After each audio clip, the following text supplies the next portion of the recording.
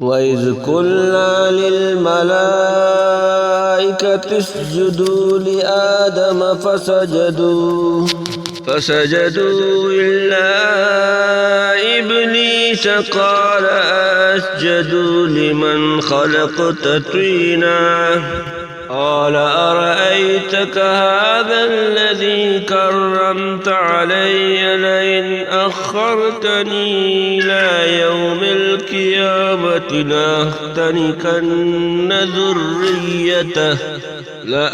لأحتنكن ذريته إلا قليلا قال اذهب فمن تبعك منهم فإن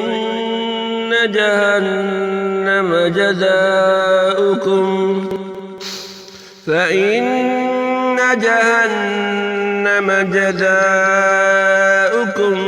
جزاء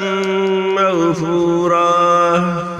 واستفزز من استطعت منهم بصوتك وأجلب عليهم بخيلك ورجلك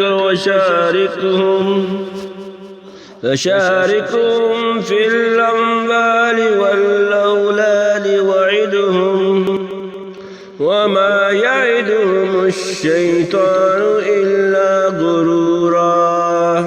إن عبادي ليس لك عليهم سلطان وكفى بربك وكيلا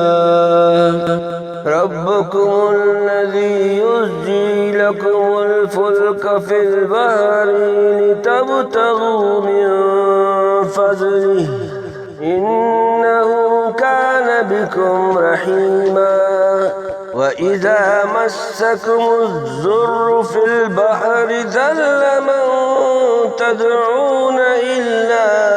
إياه فلما نجاكم إلى البر أعرضتم وكان الإنسان كفورا أفأمنتم أن يخسف بكم جانب البر أو يرسل عليكم حاسبا ثم لا تجدوا لكم وكيلا أم أمنتم أن يعيدكم فيه تارة أخرى